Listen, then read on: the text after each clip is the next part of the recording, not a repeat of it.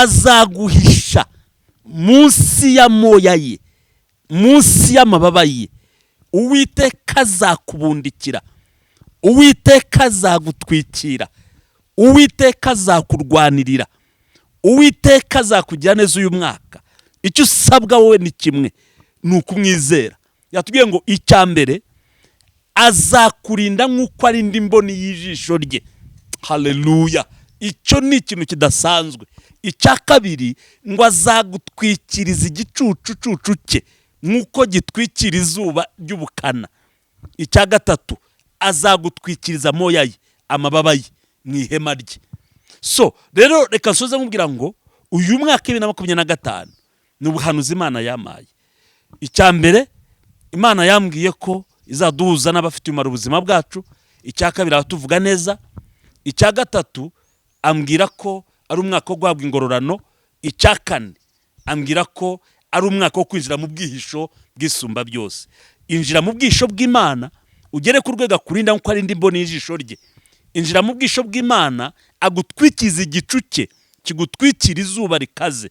Injira mu bwihisho bw'Imana ikurindire mu mbaraga zayo, munsi y'amababa yayo, munsi ya moya yayo, munsi y'ubuntu bwayo, munsi yo kubaho kwayo, munsi y'imbaraga zayo. Imana ikurindiremo mu izina rya Yesu Kristo. Haleluya! Ndimo ndavugana nanjye nawe ngo Imana ishoboye kurinda, Imana ishoboye kuturwanirira, Imana ishoboye kuduhisha. Nyankunda kubwira abantu ngo Imana ishobora no kugusha muri kaburimbo hagati, umuntu yazajya gucaka kwibuka amaze gutambuka.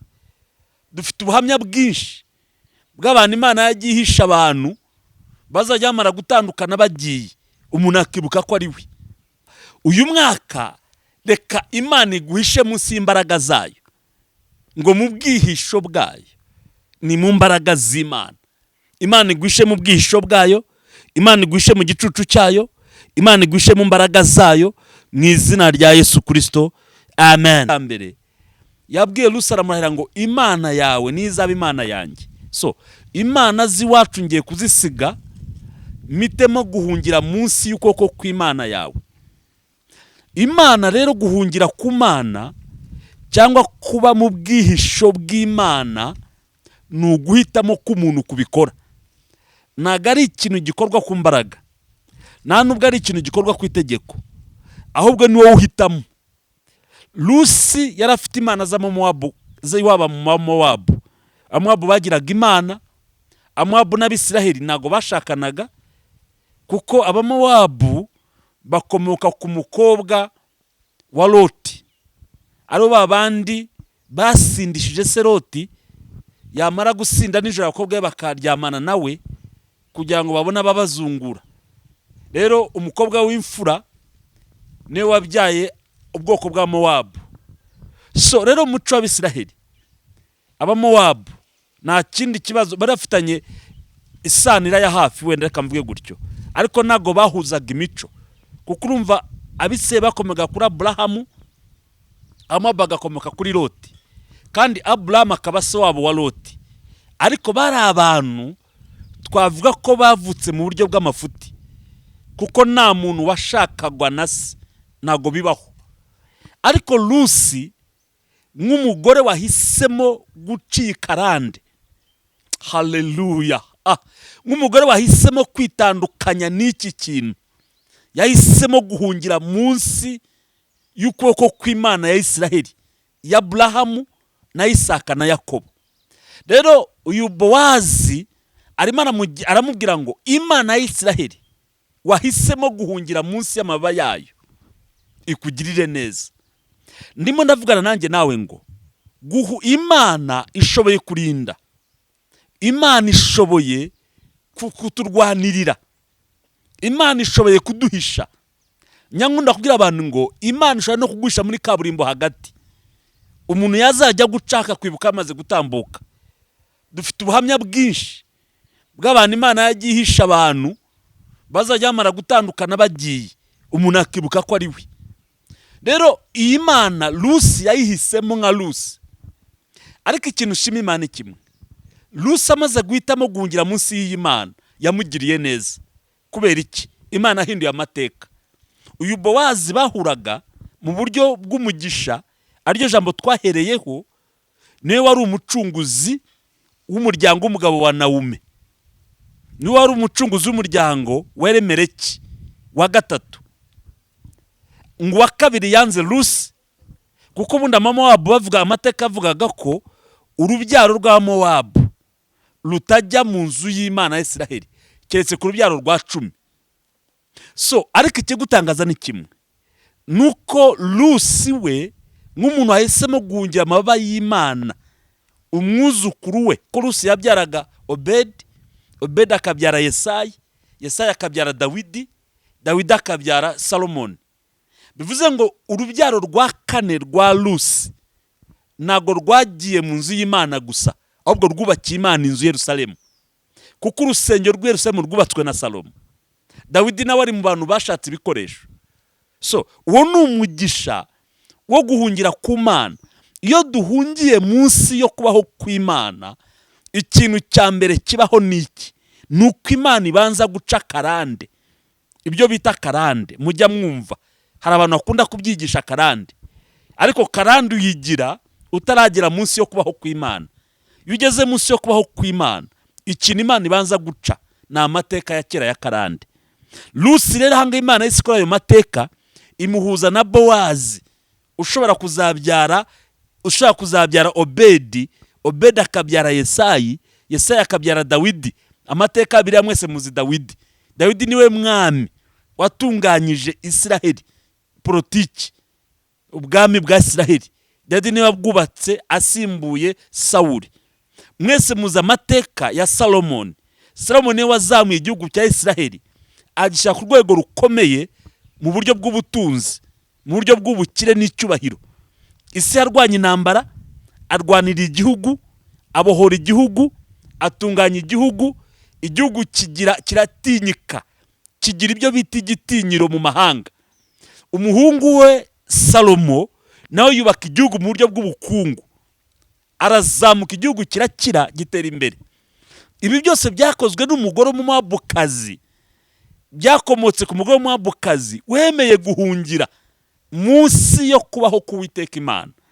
So rero guhungira mu kubaho kw'Imana ni amahitamo meza mu buzima, ni amahitamo meza. Nicyo cyemezo ushobora gufata mu buzima bwawe, ukavuga ngo nanjye mfashe icyemezo cyiza mu izina rya Yesu. Ariko ndashaka kubabwira ko ntabwo ari ikintu duhabwa ku buntu, ahubwo ni uguhitamo kwacu kugira ngo duhungire munsi yo kubaho kw'Imana.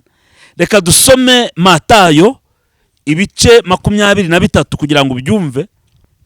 Ibice 23, Matayo ibice 23, Matayo ibice 23 umurongo wa 37. Matayo ibice 23 umurongo wa 37 haravuga ngo, Yerusalemu, Yerusalemu, wica abahanuzi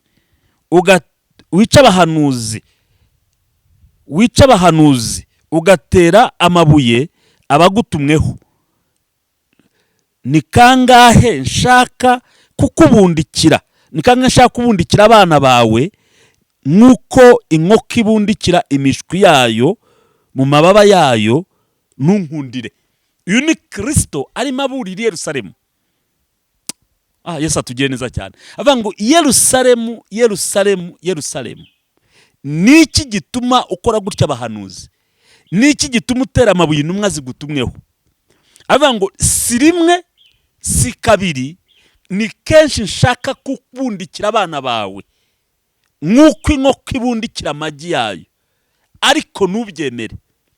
Bivuze rero ngo ntabwo Imana ishobora kukubundikira ku gahato, ntabwo Imana ishobora kugushyira munsi y'ubuntu bwayo ku gahato, ni wowe uhitamo. Yerusalemu ntabwo igeze igira aya mahirwe yo kubundikirwa n'Umuremyi, kuko itamwizeye, kuko itamwemeye. Ariko nyamara twebwe abanyamahanga b'Abanyafurika b'abirabura twemeye Kristo tukamuhitamo, yaratubundikiye kubw'amaraso ye n'umusaraba. So rero nashaka kubwira ikirere iki kintu ngo kuba munsi y'ubwihisho bw'isumba byose ni uguhitamo, nk'uko Lusi yabihisemo akabwira nyirabukwe Nawomi ngo imana yawe niyo izaba imana yanjye. Natwe rero kuba munsi y'ubwihisho bw'isumba byose ni umuhitamo yacu. Rero abantu bagira byinshi bari munsi yabyo. Hari abari munsi y'imbaraga zindi z'umwijima, hari abahisemo kuba munsi y'imbaraga z'ubutunzi bakarizo biringiye, bakaricyo gitinyiro bagenderaho. Hari abahisemo kuba munsi y'imbaraga z'imiryango yabo ikomeye, bakaricyo gitwikizo kibatwikiriye. Ariko ndashaka kubwira, hari abahisemo, ndashaka kubwira ngo ibyo byose birashira. Imiryango ikomeye gukomera kwayo kujya gushira hano mu isi tukabibona. Ubutunzi bujya bushira tukabureba bugenda bukarangira ku bantu bagasiga ntabwo bafite. Imbaraga z'umubiri zijya zishira, umubiri ugahinduka umuntu mu gitondo yari umuntu ufite imbaraga, yari umuntu ugaragara neza, ariko umubiri ugahinduka. Ariko ibigirwamana byo rero byo izindi mana, abisunga abapfuma, abisunga abarangi, abisunga ubundi butware, ibyo Bible bigereka bivuga ngo nibifite amaso n'ibirora, nibifite akanwa n'ibivuga, birahagaze gusa n'ibishusho, nta mumaro. Ibyo byose rero nta kintu na kimwe aha mu isi cyakubundikira ngo uba uri safe, ngo uba ufite umutekano, uba ufite security ihagije, keretse umuremyi wawe Yesu Kristo. Haleluya, haleluya, haleluya, haleluya. Nta kindi cyakubundikira gira ibyiringiro keretse umuremyi wacu Yesu Kristo. Rero ndimo nkubwira ngo utekereze kuri buri kintu cyose wahisemo kwiringira. Icyo wahisemo ko kigukavaringa uyu munsi utandukane nacyo, uhitemo umwami wacu. Umwami ashobora byose. Icyo ni icyambere. Icyambere ni uguhitamo. Guhitamo kwawe niko kukwerekeza mu bwisho bw'isumba byose, cyane niko kukwinjiza, reka mbyite, mu mutekano wihoraho. Icya kabiri, uko usabana n'umuremyi, uko usabana n'umwami wacu, ni nako n'uburinzi bwiyongera ku buzima bwawe. Niyo mushobora gusanga umuntu umwe asenga anizera ariko afite n'ubwoba, afite ubwoba bw'ubuzima, afite ubwoba bw'imibereho, afite ubwoba bw'urugendo agiye kugendamo, kandi yizera Kristo. So urwo ni urwego rw'ubusabane afite. Urwego reka mvuge gutya ngo urwego rw'ubusabane ufitanye n'Imana, urwego rw'ubusabane ufitanye n'Umwuka Wera, ni narwo rwego rw'uburinzi uriho. Niyo mpamvu ushaka gusanga abandi bantu, ugasanga umuntu afite ibibazo biruta ibyawe gukomera, ariko arakomeye. So nta yindi tekinike afite, nta zindi mbaraga zindi afite. Izo mbaraga afite nawe wazibona, ahubwo ikinakurusha ni kimwe, ni uburyo yasabanye n'umwami. Uko dusabana n'umwami niko n'umutekano wiyongera w'umwami ku buzima bwacu, niko n'uburinzi bwiyongera. Imana tujya dusabana nayo ikaturinda, ikatugeza ku rwego natwe ubwacu twiyumvamo uburinzi, ikatugeza ku rwego natwe ubwacu tugira ibyo dutinyuka, tukumva Imana iri hamwe natwe dukomeye mu izina rya Yesu. Reka dusome Zaburi,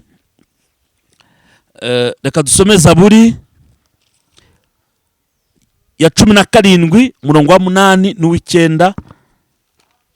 Zaburi ya 17 iravuga gute?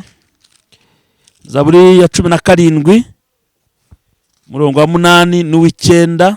Zaburi ya 17 umurongo wa 8 avuga ngo undinde nk'imboni y'ijisho, umishe mu gicucu cy'amababa yawe. Umurongo wa 9 umishe abanyabyaha banyanga, nibo banzi banjye bashaka kunyica bangose. Uyu ni Dawidi. Tuzi Dawidi ko yabaye mu ntambara zikomeye, ariko nawe yarafitanye ubusabane n'Imana. Hanavuze ijambo rikomeye kandi ridasanzwe. So aravuze ngo undinde nk'uko imboni y'ijisho irindwa. Avuze ibintu bitatu. Yesu ashimwe cyane. Avuze ibintu bitatu. Icyambere aravuze ngo undinde, doko umutekano. Reka mbabwize ukuri mwa bantu Imana mwe, Imana izi kurinda. Uyu mwaka wa 2025 nkugiriye inama, ubuzima bwawe, ibintu byawe byose wabishyira mu bwisho bw'isumba byose. Dawidi yarazi Imana kunirinda. Uzi ko Imana yarindaga Dawidi ikageza ku rwego Sawuli umuhiga amwicara hejuru akamuva hatamubonye. Uzi ko Imana yarinze Dawidi ikageza ubwo Sawuli aza kumufata, yagera ku nzu aje ku mudugudu aje kumufatamo, Sawuli agafatwa n'umwuka wo guhanura agasubirayo, ngo ageze ubwo ahanura yambaye ubusa umwami arase barataha. Imana Dawidi yarabizi neza, yarazi kuntu Imana irinda. Ndashaka dusobanukirwe kurinda kw'Imana kugira ngo tubashe kubaho dufite imitima ituje, kugira ngo tubashe no kwizera. By the way, ntabwo ushobora kwizera utaramenya. Biravuga ngo kwizera ni ukumenya udashidikanya. Bivuze ngo buri muntu wese yizera ku rwego rw'ubumenyi afite ku cyo yizeye. Nimba ushaka kwizera uburinzi bw'Imana, ugombye no kumenya agaciro cyangwa urwego Imana irindamo abantu. Dawidi yaravuze ngo ndinde nk'uko imboni y'ijisho irindwa. Twese dufite amaso, abayafite amazima, tuzi imboni y'ijisho. Imboni y'ijisho nicyo kintu gikomeye, nicyo gihagarariye ijisho. Iyo imboni ipfuye, ijisho ryose riba ripfuye. Ariko nimba hari ikintu kirindwa mu buzima, ni imboni y'ijisho. Buri kintu cyose, niyo agasimba kaguye mu jisho, ntabwo kajya kagera ku mboni. Kubera iki? Ibigoyi birinda imboni, sibyo? Na tuno two hejuru tw'utwoya natwo tukarinda imboni, n'ikino cyo kuri jisho kikarinda imboni, na cya cyumweru cy'imbere kikarinda imboni, n'amarira ubwo yashinzwe kurinda imboni. Iyo haguye akantu mu jisho, amarira ahita aza akagahanagura kugira ngo katangiza imboni. Uko rero imboni irinzwe, uko imboni y'ijisho ryawe ifite umutekano, ngo niko n'Imana igirinda abantu basabana nayo. Haleluya. Ndashaka ngo winjire mu busabane n'Imana ku buryo ikugeza ku mutekano ungana nk'uw'imboni ry'ijisho. Yesu ashimwe cyane. Ibintu donc Imana ikurinde ku buryo nuzajya ubure mu bantu 1000 ujye wumva ko Imana iri hamwe nawe. Aravuze ngo ndinde abanzi abanyabyaha, ngo aribo banzi banjye bamiga. Imana ikurinde ku rwego ushobora guhagarara ahantu uzi neza ko hari ikibazo, ariko ukizera Imana ko iri bukurinde nk'imboni y'ijisho. Imboni ry'ijisho ni ikintu gikomeye cyane, ariko ni ikintu kirindwa cyane. Dawidi avuze ngo rero ngo ndinde nk'imboni y'ijisho nk'uko ririndwa. Haleluya. Reka turebe umurongo wa reka turebe Gutegeka kwa kabiri ibice 32. Gutegeka kwa kabiri ibice 32 umurongo wa 10, 32 umurongo w'10. Haravuga ngo ubwo bwoko yabubonye mu gihugu kidaturwamo, mu butayu butarimo abantu, iwabo w'inyamaswa zihuma. Arabagota, arabakuyakuya, arabarinda nk'imboni y'ijisho rye. Amen. Haleluya. Bible ivuze ahangira avuga ku Bisiraheli, turi ku ijambo ryo kurindwa. Yesu ashimwe cyane. Bible ivuze ku bwoko bwe bwa Isiraheli ngo yababonye mu butayu, cyagiye cy'imyaka 40 mu butayu, ngo mu kidaturwa, ngo ahantu hateye ubwoba, iwabo w'inyamaswa zihuma. Ngo ariko ngo Uwiteka arabagota, ngo arabarinda, ngo abageza ku rwego nk'urwo arindamo imboni y'ijisho rye. Imana nabwiye ngo uko usabana n'Imana, uko wegera Imana, uko urushaho gukunda Imana, nayo niko urushaho kugurinda. So nyina rero uyu mwaka twiha Imana, uyu mwaka twemere bw'ubuzima bwacu Imana.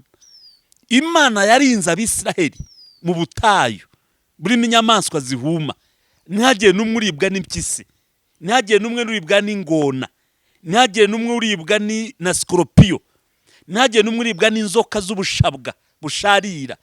Imana ikabarinda nk'ijisho ry'imboni yayo. Iba ari kwikurinda uyu mwaka mu izina rya Yesu. Haleluya. Akira ubwo burinzi hagati y'abakugose, hagati y'abanzi, hagati y'abarozi, hagati y'abakuvuga, hagati y'iyo ndwara, hagati y'icyo kigeragezo urimo gucamo, akira uburinzi bumeze nk'uko Uwiteka arinda imboni y'ijisho rye. Uwiteka agubwo burinzi mu izina rya Yesu Kristo, amen. Ikindi yavuze hariya muri Zaburi, yavuze ngo abarinda nk'igicucu. Igicucucucu murakizi. Igicucucucu ni ikiba munsi y'igiti kinini. Umumaro wacyo ni uwuhe rero? Y'ikintu kigihungiye munsi ntago gishobora kwicwa n'ubukana n'ubushyuhe bw'izuba, kuko akazi k'icyo gicucucucu ni ukurinda umuntu ubushyuhe, ni ukurinda umuntu izuba, kugira ngo ritamwica. Ngo azakubera igicucu, niko Bible yavuze. Azakubera igicucucucu kigutwikira, azakurinda akaga, azakurinda izuba ritwika. Haleluya. Imana igiba igicucucucu cy'abantu ikabatwikira. Izuba rikava ikabatwikira, ibibazo bikaza ikabatwikira, intambara zikaza ikabatwikira, ibyorezo bikaza ikabatwikira, ibikomeye bikaza ikabatwikira. Avuze ngo zabatwikira nk'igicucucucu cy'izuba, uko gitwikira ugihungiyemo ubushyuhe n'ubukana bw'izuba. Ngo niko Uwiteka Imana nawe uyu mwaka azatwikira ubuzima bwacu, azaburinda. Haleluya, haleluya. Azaburwanirira. Imana izi kurinda. Reka mbabwire, hari aho bigera Imana ikaba umutaka, hari aho bigera umuremyi wacu akaba igicucucucu kidutwikira. Reka turebe nk'Abisiraheli, tukomeze mu Gutegeka kwa kabiri ibice 8 umurongo wa 15 wonyine. Gutegeka kwa kabiri ibice 8 umurongo wa 25 haravuga hate? Haravuga ngo 7 umurongo wa 15 umurongo wa 14, uzirinde umutima wawe we kwibagirwa, uzirinde umutima wo kwishyira hejuru, ngo wibagirwe Uwiteka Imana yawe yagukuye mu gihugu cya Egiputa, mu nzu y'uburetwa. 15, ikakuyobora, niyo nashakaga cyane. 15, ikakuyobora inzira ica muri bwa butayu bunini buteye ubwoba. Icyambere buteye ubwoba, burimo inzoka z'ubushagwe butwika na skoropiyo, n'ubutaka bugwengeye butarimo amazi. Ikagukurira amazi mu gitare kirushaho gukomera. Donc murumva ko Imana izi gutwikira abantu bayo no kubarinda.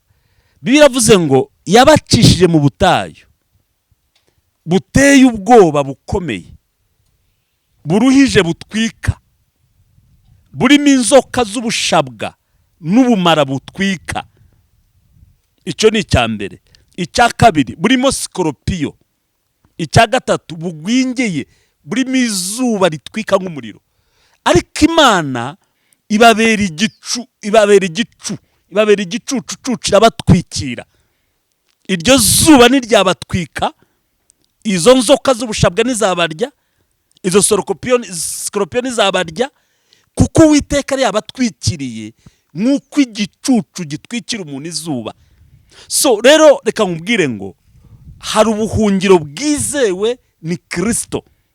Iyo tumaze guhungira muri we, aturinda ibiteye ubwoba biri muri iyi si ya none, aturinda ibidasanzwe, aturinda ibituma abandi badasinzira. Uwo ni umuremyi wacu. Yarinze ubwoko bwe mu butayu budaturwa, aburindira hagati y'inzoka z'ubushabwa butwika, aburindira hagati ya skoropiyo ziryana, aburindira hasi, aburindira mu butayu butarimo amazi bwumagaye bugwingiye, abarindira mu zuba ry'umuriro ry'ubutayu. Mu butayu nta giti kibayo, mu butayu nta gicucu kibayo, ariko Uwiteka aberaga igicu. Niko Bible bivuga ngo yagendaga mu nkingi y'igicu ku manywa. Niko Bible bivuga ngo akabatwikira. Niko yavuze mu Kuva. Haleluya. Ngo yababeraga igicu kibatwikira ku zuba, ngo nijoro akabera inkingi y'umuriro ibamurikira. Imana igiba igicucu gitwikira abantu bayo, ikagutwikira, abandi izuba rikava ikagutwikira, ibikomeye bikaza ikagutwikira, ibiteye ubwoba bikaza ikagutwikira mu izina rya Yesu Kristo. Icya gatatu ngo ni mu ihema ryayo. Mu ihema ry'Imana ni hehe? Ni mu bwihisho bw'Imana cyangwa ni mu mbaraga z'Imana. Haleluya. Uyu mwaka reka Imana iguhishe munsi y'imbaraga zayo, ngo mu bwihisho bwayo ni mu mbaraga z'Imana. Imana iguhishe mu bwihisho bwayo, Imana iguhishe mu gicucu cyayo, Imana iguhishe mu mbaraga zayo mu izina rya Yesu Kristo. Amen. Tugiye gusoza kuri ijambo riri muri Zaburi ya 91 umurongo wa 4. Niryo tugiye gusengeramo. Haravuga ngo nzakubundikiza amoya, avuga ngo azakubundikiza amoya ye, kandi uzajya uhungira munsi y'amababa ye. Umurava we n'ingabo n'icyuma kigukingira. Haleluya. Yesu ashimwe cyane. Bible iravuze ngo azaguhisha munsi y'amoya ye, munsi y'amababa ye. Uwiteka azakubundikira, Uwiteka azagutwikira, Uwiteka azakurwanirira, Uwiteka azakugira neza uyu mwaka. Icyo usabwa wowe ni kimwe, ni ukumwizera. Yatubwiye ngo icya mbere azakurinda nk'uko arinda imboni y'ijisho rye. Haleluya. Icyo ni ikintu kidasanzwe. Icya kabiri ngo azagutwikiriza igicucucucu cye nk'uko gitwikira izuba ry'ubukana. Icya gatatu azagutwikiriza amoya ye, amababa ye mu ihema rye. So rero reka nsoze nkubwira ngo uyu mwaka 2025 ni ubuhanuzi Imana yamaye. Icya mbere Imana yambwiye ko izaduhuza n'abafite umumaro ubuzima bwacu. Icya kabiri abatuvuga neza. Icya gatatu ambwira ko ari umwaka wo guhabwa ingororano. Icya kane ambwira ko ari umwaka wo kwinjira mu bwihisho bw'isumba byose. Injira mu bwihisho bw'Imana ugere ku rwego kurinda nk'uko arinda imboni y'ijisho rye. Injira mu bwihisho bw'Imana agutwikiza igicu cye kigutwikira izuba rikaze. Injira mu bwihisho bw'Imana ikurindire mu mbaraga zayo, munsi y'amababa yayo, munsi y'amoya yayo, munsi y'ubuntu bwayo, munsi yo kubaho kwayo, munsi y'imbaraga zayo. Imana ikurindiremo mu izina rya Yesu Kristo. Haleluya. Yesu ariyasaniya kia pavakia sayania liyasiya kiania. Imbaraga z'Imana zikora ibitangaza mu izina rya Yesu. Ndagusengeye muri aka kanya, wowe unkurikira, wowe unyumva, ngo imbaraga z'Imana zikurinde. Uhereye uyu munsi uhungire mu bwisho bw'Imana, utwikirwe mu bwisho bw'Imana. Uyu mwaka Imana ikurinde nk'uko iri n'imboni y'ijisho ryayo. Ubinkora mutima y'Imana mu izina rya Yesu Kristo. Abanzi, ababisha, abaguhagurukiye baguhige bakubure, Imana ikurinde nk'uko iri n'imboni y'ijisho ryayo. Imana igutwikiza igicu cyayo, ube mu gicucucucu cy'Uwiteka. Izuba ry'ubukana, izuba rikakaye, izuba rikaze giye kugukoraho mu izina rya Yesu. Imana ikunire munsi y'imbaraga zayo, wowe n'abana bawe, n'urugo rwawe, n'ubutunzi bwawe, n'ubuzima bwawe. Imana ibatwikirize amababa yayo mu izina rya Yesu. Ukoko kw'Imana gukora ibitangaza, imbaraga z'Imana zikora ibitangaza mu izina rya Yesu. Ndagusabye Mwami, ugeneza abana bawe bose bakurikiranye kuri Bishop John K, ubaha umugisha, ubahembure, babone imbabazi zawe, barangiriza uyu mwaka bari mu bwihisho, bari mu bwugamo, nk'uko Bowazi yabwiye Rusi ngo humura kuko wahungiye mu bwisho bw'isumba byose. Reka nabo bahungire mu bwisho bwawe, bahumure, imitima yabo ituze, inteke zabo zituze, ubuzima bwabo butuze mu izina rya Yesu rikomeye kandi isumba amazina yose. Amen. Shalom, shalom. Yesu abaha umugisha mu izina rya Yesu. Amen.